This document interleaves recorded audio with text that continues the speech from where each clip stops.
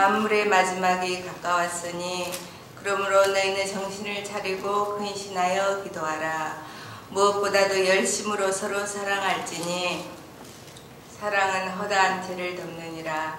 서로 대접하기를 원망 없이 하고 각각 은사를 받은 대로 하나님의 각양 은혜를 맡은 선한 청지기같이 서로 봉사하라. 만일 누가 말하려면 하나님의 말씀을 하는 것 같이 하고 누가 봉사하려며 하나님의 공급하시는 힘으로 하는 것 같이 하라. 이는 범사에 예수 그리스도로 말미암아 하나님의 영광을 받으시게 하려 함이니 그에게 영광과 권능이 세세에 무궁토록 있느니라. 아멘. 세자로 뭘까요? 두자로 해볼까요? 두자는 뭐냐면요, 준비답니다. 준비. 대림절은 준비를 꼭 하시라고요. 세자는 뭐냐면요, 대림절은 기다리라고 했죠. 그래서 기다림, 그렇게 얘기한답니다. 그러니까 내년도 마찬가지요. 대림절이 나오면 준비하라, 그 다음에 기다려라. 그런데 우리가 알아야 될 게 있어요. 누구를 기다리는가, 이게 중요하겠잖아요. 대림절의 색상은 뭔가요? 보라색이랍니다. 아마 이 촛불이 이제 왼쪽보다 차근차근 이렇게 켜져야 된답니다. 이제 보라색 하나 켜지면 대림절 첫째 주일, 그 다음에 2개 켜지면 대림절 둘째 주일, 3개 켜지면 셋째, 4개 켜지면 넷째 주일. 가운데가 하나 있네요. 흰색. 흰색은 뭘까요? 이제 성탄이 되면 가운데 불을 밝힌답니다. 근데 우리 교회는 벌써 아기 예수가 오신 것 같습니다. 그러니까 다음 주에 하나, 이제 2개, 조금 이따 끝나고 나서 하나를 딱 밝혀놓으면 그 다음 주간에 하나, 또 하나, 또 하나 이렇게 돼서 가운데 아기 예수, 빛으로 오신 예수를 설명하는 그 모습입니다. 교회력의 색상이 있답니다. 4가지 색상이 있어요. 기억나는 대로.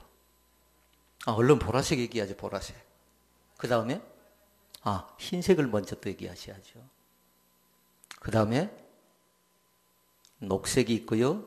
그 다음에 빨강색이 있답니다. 그러니까 지금 무슨 얘기하고 있냐면요, 이 보라색의 의미가 무엇인가를 잘 보라고요.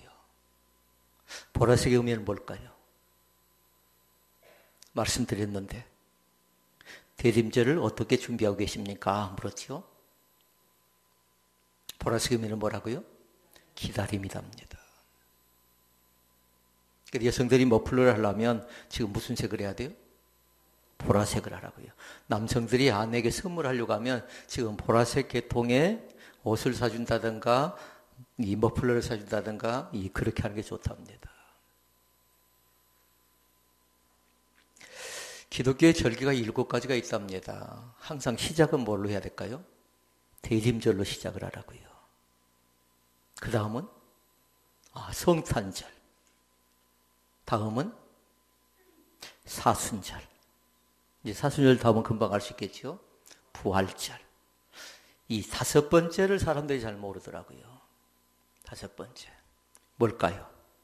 5번째는 뭐냐면요, 부활절이 끝나고 나서 50일째 되는 날 우리가 지켜나가는 절기가 하나 있어요. 성령 강림절. 쉽게 오순절이라 얘기도 괜찮습니다. 그러나 우리는 기억하기 좋게 성령 강림절 그렇게 기억하라고요. 이제 2개 남았어요. 맥추 감사절, 그 다음에 추수 감사절 하면 1년이 끝난답니다. 그러니까 세상 사람들의 달력은 뭐냐면 1월 1일부터 시작되는데 교회력으로 시작하면 다른 것 아니라 오늘부터 2021년도가 시작된답니다. 그러니까 보라색부터 시작해서 그 다음에 흰색 들어가고요. 그 다음에 녹색 들어가고 빨간색 들어가는데 4가지 색상 가운데 제일 많이 들어가는 색상은 뭐냐면요, 녹색이래요. 녹색은 뭔 줄 아십니까? 녹색은 생명이 계속 자라나라는 겁니다. 어떤 직분을 받았는가 그 자체가 중요한 것 아니에요. 그 사람이 영적으로 얼만큼 성장하고 얼만큼 자라나고 있는가를 잘 점검해보는 시기가 언제냐면 지금이에요. 그러니까 대림절에는 세 가지를 잘 기억하라고요. 뭐냐면요. 세 가지 의미가 있는데 하나는 초림이라고 합니다. 초림. 초림의 뜻은 뭐냐면요. 성탄절을 기다리며 준비한다. 아기 예수가 이 땅에 오셨다라는 그런 뜻을 가지고 있다고요. 근데 사람은 거기에 끝나는 것 아니에요. 반드시 뭐냐면 두 번째 예수를 맞이해야 되는데 오늘 지금 나와 함께 계신 예수님을 맞이하는 그 기간이라고요. 세 번째는 뭘까요? 세 번째는 마라나사예요. 재림이에요, 재림. 재림의 주님으로 이 땅 가운데 오실 주님을 기다리며 준비한 기간이 언제냐면요. 이 대림절 기간 동안에 한답니다. 초림의 예수, 그 다음에 오늘 지금 나와 함께 동행하신 예수, 그 다음에 재림의 예수. 그러니까 재림절은 다른 걸 준비하는 것 아니에요. 성탄을 준비한다고요. 촛불을 밝힐 때마다 기다리고 또 하나의 촛불을 밝힐 때마다 기다리고 또 밝힐 때마다 기다리고 기다리면서 하얀색이 딱 들어오죠. 그러면 그때 아기 예수가 이 땅 가운데 오셨다고 우리가 환영하는 겁니다. 그리고 환영할 뿐만 아니라 우리는 마음속에 모셔드리는 겁니다. 그러니까 이 시간 점검해 봐야 돼요. 그 예수님이 나의 삶의 현장 가운데 있는가를 잘 점검해 보라고요. 그러니까 중요한 말씀이 나왔어요. 정신을 차리고 근신하여 깨어서 기도하라 이렇게 얘기했거든요. 오늘 이 말씀 속에 큰 은혜가 우리 가운데 있어지기를 주의 이름으로 축원을 드립니다. 보라색은 아까 뭐라고 했죠? 뜻이? 기다리라고 했는데 누구를 기다리냐면요. 아기 예수인 왕을 기다린다. 왕. 만왕의 왕 대신 예수 그리스도를 기다린대요. 근데 그 보라색 속에는 또 하나의 뜻이 있어요. 그건 뭐냐면요. 왕의 존귀함과 왕의 엄숙함이 담겨져 있답니다. 그러니까 내년에도 마찬가지고 보라색을 보지요. 그러면 여러분들은 뭘 생각하냐면 아기 예수가 왕으로 이 땅 가운데 오셨다. 또 다른 얘기를 하면요. 아기 예수가 나의 삶의 주인 된다라는 겁니다. 그러니까 이 시간에 한번 점검해 봤으면 좋겠어요. 지금까지 나의 삶의 주인이 누구였는가를 잘 점검해 보라고요. 무엇이 나를 이끌고 다녔는가. 오늘 말씀을 네 가지로 살펴보고 말씀을 정리하도록 하겠습니다. 그러면 대림절에 주님 맞을 준비를 하라고 했는데 어떻게 기다려야 할까요? 라는 거예요. 첫 번째 말씀은 나왔지요? 뭐라고 했지요? 정신을 차리고 근신하여 기다려라. 7절 말씀에 나왔습니다. 정신을 차리고 근신하여 기다리라.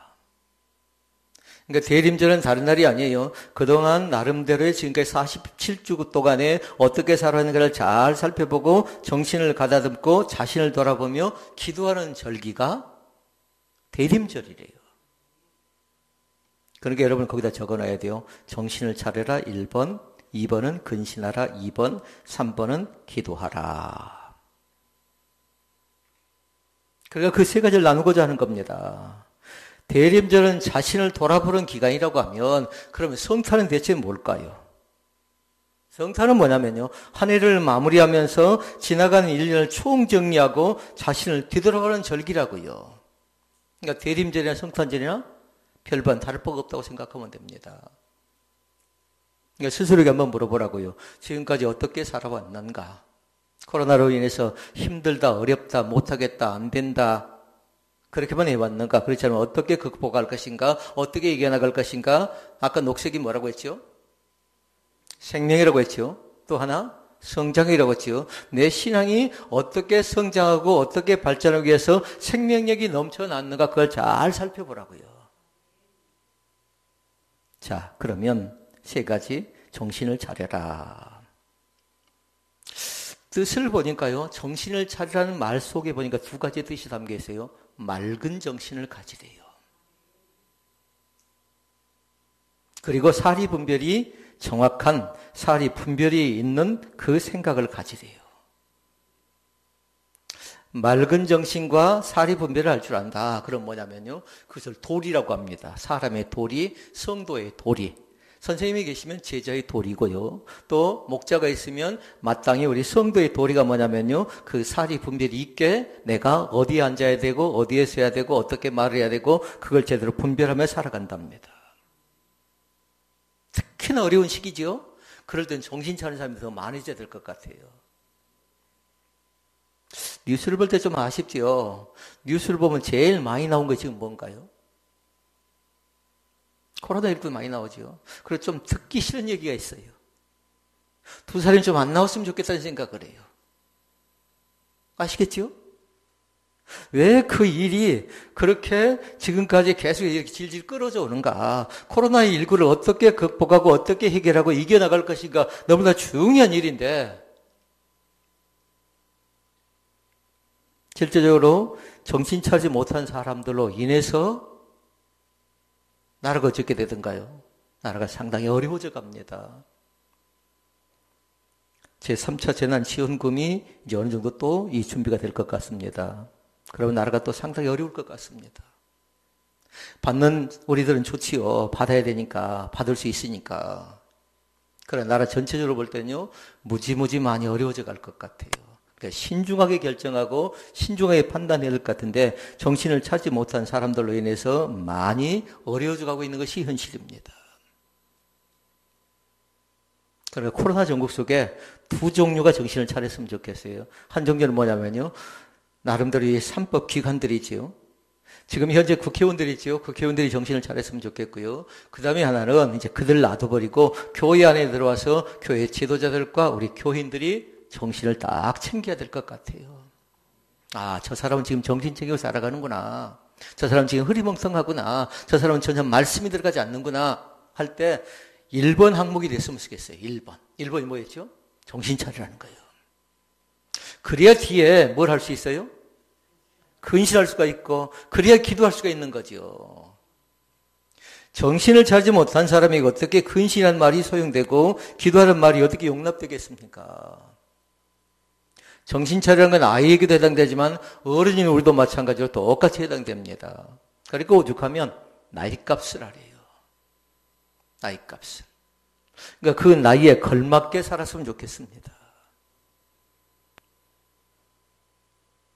그 다음에 두 번째 보니까요. 매사에 근신하래요. 앞에다 매사를 써놨어요. 순간순간 근신하래요. 이것이 과연 옳은 것인가? 이것이 그런 것인가? 이렇게 해야 될 것인가? 말 것인가를 잘 판단하고 생각해야 되는데 나 좋을 때를 판단하고 나 좋을 때를 결정해버리죠. 그러면 그건 뭐냐면 나는 좋은데 상대방은 그걸로 인해서 상처를 받을 가능성이 상당히 많습니다. 그래서 근신은 우리 기독교 용어로 또 다른 말로 바꿀 수가 있어요. 성령의 9가지 열매 가운데 제일 마지막에 나와 있는 절제에 해당된다고 할 수 있겠습니다.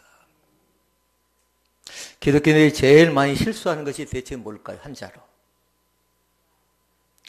말이랍니다.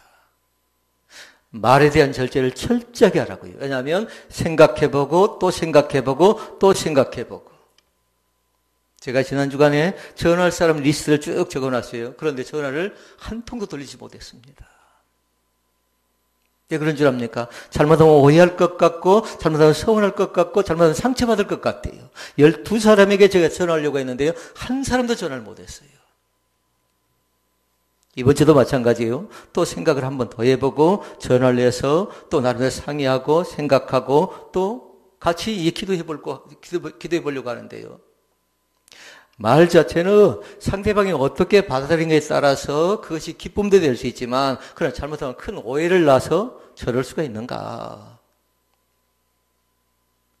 그래서 교회에서 있어서는 안 될 병이 하나 있답니다. 무슨 병일까요?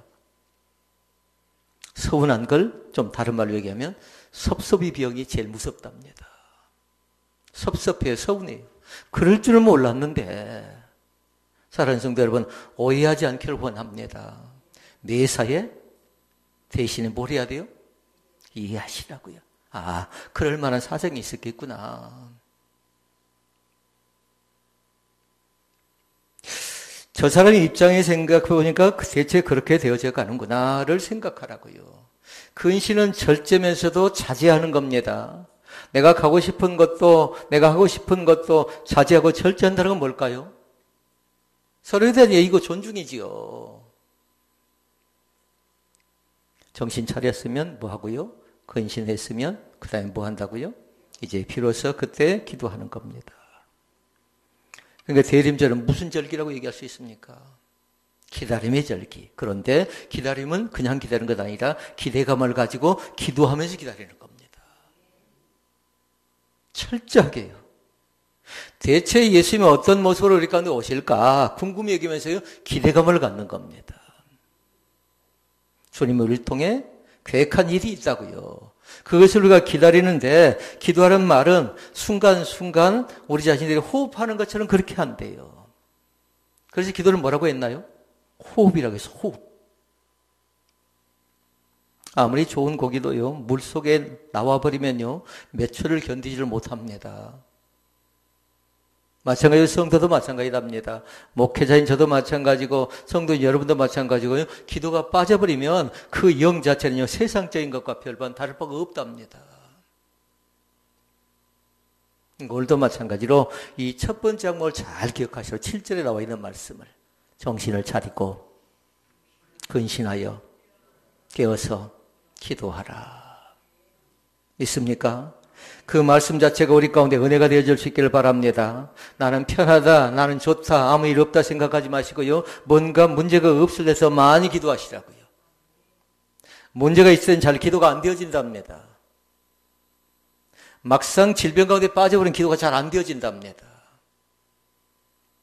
그러니까 지금 어려움이 없지요. 그러면 그때 더 기도하시고 또 어렵다 생각되면요. 아, 이때는 내가 더 하나님 앞에 나가서 바르게 하지 못한 것이 뭔가를 살펴가면서 성찰의 기도를 하는 겁니다. 그런 생각해야 될 게 한 가지 있어요. 내가 성찰의 기도를 하지요. 그러면 이 사건을 통해서 이 고난을 통해서 하나님은 나에게 무엇을 어떻게 해주시는가를 잘 살펴보라고요. 반드시 예비된 복을 우리 가운데 주실 줄로 믿습니다. 자, 크나큰 두 번째 8절에 나와 있습니다. 열심히 서로 사랑하래요. 여기서 정확하게 적어놓자고요. 차별이 없어야 된대요. 이 사랑 자체가 너는 많이 배웠으니까, 너는 많이 가졌으니까, 너는 귀한 직분을 받았으니까 내가 너를 사랑한다 그 표현이 아니고요. 그 속에는 차별이 없어야 된대요. 그러니까 교회는 차별성 없습니다. 교회는 계급이 없는 거라고요. 믿음 없는 사람들은 가끔씩 그렇게 얘기합니다. 성도에서 또 세례를 받고 집사가 되고 권사가 되고 안수집사가 되고 장로가 되면 직위가 하나씩 이렇게 올라가는 줄 알아요. 그러나 결코 그렇지 않습니다. 사랑에 대해서 그렇게 얘기합니다. 표현하지 말아라. 그리고 사랑할 땐 최선을 다하래요. 그러니까 우리에게 있어서 누군가를 대상을 놓고 기도하고 사랑한다 할 때요. 의무적으로 하지 말고요. 마땅히 해야 될 사명으로 알고 사랑을 하래요. 은혜 받은 사람의 특징이 있답니다. 은혜 받은 사람은 뭐냐면요. 주고 싶대요. 나누고 싶답니다. 이것이 은혜 받은 사람의 표정이에요. 그의 특징이라고요. 은혜 받지 못하지요. 그러면 자꾸만 뭔가요? 입이 거칠어져 가요. 불평이 나와요. 그런 은혜 받은 사람은 내가 가지고 있는 것 가운데 무엇을 어떻게 나눌 것인가 그걸 늘 생각하는 사람이라고 얘기할 수 있겠습니다. 그러니까 대림절 기간 동안에 잘 생각할 건 뭐냐면 그동안 나로 인해서 마음에 상처받은 사람이 누군가를 잘 살펴보라고요. 그리고 비난하지 말고 비평하지 말고 그리고 불평하지 말고요. 서로가 서로를 이해하는 가운데 하나 되는 거룩한 역사가 이 대림절 가운데 나타날 수 있기를 바랍니다. 그러니까 대림절 첫째 주간에 했으면 좋겠어요. 만약에 그게 잘 안 되어지면 둘째 가고요. 둘째 안 되면 셋째 주까지 계속해서 영적으로 씨름하는 겁니다. 안 되면 넷째 주가 가고요. 그리고 나서 성탄 때까지는 어떻게든 서로 사랑하는 귀한 자리 가운데 들어가서 화해의 선한 열매가 나타나야 될 줄로 믿습니다. 두 종류의 사람이 있습니다. 사랑에 충만한 사람이 있고요. 사랑에 식어버린 사람이 있어요. 사랑에 충만한 사람의 특징이 있답니다. 그 사람은 뭐냐면요. 허물이 보이죠. 과실이 보이죠. 그런데 그것이 그렇게 크게 보이지 않는답니다. 충만할 때는요. 근데 식어버릴 때는 상대방의 약점과 허물이 크게 보여요. 그 뭘 꼬집는 거죠. 저 사람 저럴 줄 몰랐는데, 그러면서 그것을 가지고 나름대로 어떻게 하던가요? 또 두세 사람 나눠버리죠. 그나큰 세 번째 말씀 봐볼까요? 세 번째는 9절에 10절 말씀 나왔는데요. 서로 섬기고 봉사하랍니다. 9절과 10절 말씀 봐볼까요? 같이 읽습니다.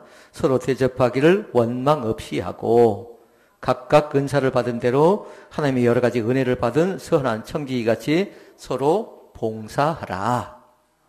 아멘. 줄을 다 끊도록 하십시오. 원망 없이 하고, 원망 없이 하고, 그리고 은사를 받은 대로 은혜를 받은 선한 청지기까지 서로 봉사하라. 그리고 오늘 본문 말씀으로 삼았던 말씀들이 있지요. 7절에서 11절 말씀은요, 여러분들이 많이 욕심을 내고 전체 다 암송해도 괜찮아요. 귀한 말씀이거든요. 서로 대접하기를 원망 없이 하라는 건 뭐냐면요, 불평 없이 하래요. 교회 사역을 하면서도, 교회 일을 하면서도 어떤 사람은 뭐냐면요, 계속해서 문제를 찾아내고 불평하면서 하는 사람이 있는데요, 성전은 그런 것이 아니답니다. 이것은 두 가지가 있어야 돼요. 하나는 뭐냐면요, 나도 이 성전에서 사역을 일할 수 있어서, 봉사할 수 있어서, 섬길 수 있어서 감사합니다라는 감사함 가지고 매달리래요. 빗자루를 들어도 뭐예요? 누가 이렇게 흘렸을까라는 탓하지 않는 겁니다. 마땅히 아이들은 흘릴 수 있고요, 또 부주의하다 보면 어른도 흘릴 수 있는 겁니다. 그러니까 불평이 아니라 뭐 하라고요? 감사라고요. 그러니까 우리의 눈 자체를 완전히 바꿔버려야 돼요. 눈 자체를 사랑의 눈으로 바꾸라고요. 사랑 충만하게 바꿔나가라고요. 근데 사랑이 식어버리지요. 그러면 그 속에 사랑이 식으니까 불평되는 생각이 계속적으로 나타나지요. 여기가 성전인지 여기가 어떤 곳인지도 모릅니다. 그러니까 조심하라고요. 잘못하면 그게 습관이 되어져서 그것이 나중에는 크게 병이 될 가능성이 있답니다. 그러니까 습관 간에 두 가지 습관이 있어요. 거룩한 습관이 있는가 하면 잘못된 습관도 있어요. 경건과 나름 그 기도의 습관이 있죠. 그건 좋은 습관이지만 그러나 원망하고 불평하고 불신하는 습관은 주기적으로 나타나는데요, 이건 좋지 못한 습관입니다. 다 이것은 무엇과 연관되냐면요, 그 사람의 성격과 또 성질과 되어져가는 그 과정, 인성 속에 담겨진 하나의 좋지 못한 행태라고 얘기할 수 있어요. 그러기 시간 정리해야 돼요. 대림절에는 나의 성격 가운데, 나의 성질 가운데, 나의 습관 가운데 혹이라도 공동체에 위배되는 것이 있다면요, 철저히 그걸 차단하시라고요. 그리고 이번 항존직을 놓고요, 저는 기도하기를 뭐냐면 공동체 생활을 잘했으면 좋겠어요. 그러니까 제가 오늘 공부할 거 3가지 얘기한 적이 있는데 보셨나요? 밴드에서. 오늘 그 공부할 거예요. 더하기 빼기를 할 줄 아는가? 할 수 있나요, 없나요? 얼마든지 할 수 있습니다. 그리고 읽고 쓸 줄 아는가? 그리고 회의할 때, 말을 할 때 얼마만큼 그 말을 조리 있게 잘하는가? 뭐 언변을 얘기하는 것 아닙니다. 반대에 자기 생각을 전달할 수 있는 사람, 자기 생각을 전달하지 않죠? 그러면 그 속에 뭐가 나타나던가요? 염증이 생겨서 골마서 나중에 터져버리면 교회가 혼란 속에 빠져버릴 가능성이 있답니다. 그러니까 항존직 교육을 받지 않는 사람인 여러분도 마찬가지로 밴드에다 제가 그래서 올려놓은 겁니다. 여러분도 잘 보시라고요. 그 3가지가 나에게 있어서 무엇이 나는 부족한가, 무엇을 할 줄 아는가 잘 보라고요. 서로 봉사하도록 하십시다. 성탄절 하면 항상 우리는 뭐 했냐면요, 이웃 돕기를 했습니다. 어려운 이웃을 도왔지요. 그런데 지금은 찾아갈 수도 없답니다. 반기지를 않는데요. 또 찾아오는 사람도 없답니다. 여러분, 너무 무서워하지 않기를 원합니다. 너무 두려워하지 말자고요. 어차피 앞으로 계속해서 이런 현상들이 더 많이 생겨날지 몰라요. 지금은 전조 현상일지도 모릅니다.